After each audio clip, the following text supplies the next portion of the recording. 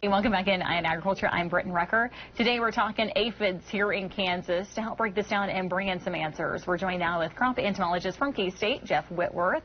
Jeff, as I was mentioning earlier, we've heard a lot of farmers in our areas struggling with aphids this year. How damaging can these insects be?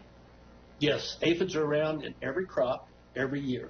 Some years they're worse than others. This year, every year we've had what the problem is right now is the sorghum. The problem is the sugarcane aphid or the sorghum aphid. That's a common name.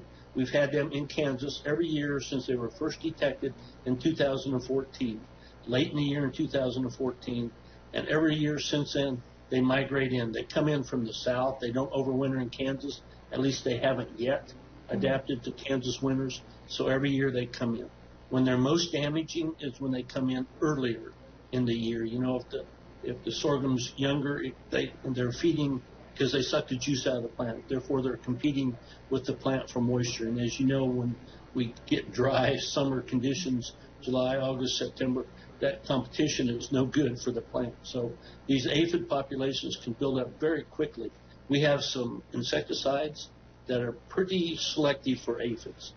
So if you do decide you want to treat, two things you need to make sure of. You need to make sure you use enough carrier, enough water, because remember I said most of these aphid colonies are on the underside of the leaf, so you want to get it through the foliage to where they are, you make sure you use an aphicide that's going to kill the aphids, not the beneficials. And the beneficials, that way, they can still help control these aphid populations. So in years past, we've had to watch it all the way up to harvest. Once the temperatures get into these are tropical aphids or subtropical aphids. So once the temperatures get down to 50 degrees at night for several nights, the aphid populations, they won't go away, but they'll slow down a lot. So keep that in mind. They're still coming in as long as we have hot, dry conditions. They're still going to affect the sorghum. As long as there's any green in the sorghum knoll, they can continue to suck juice out of that plant. The nice thing about it, they don't transmit any pathogens like some of the aphids do to wheat and some of the other crops. So that's kind of it on the sugarcane or sorghum aphid right now, but you need to still monitor for them probably for the next month, depending upon what stage your sorghum's in.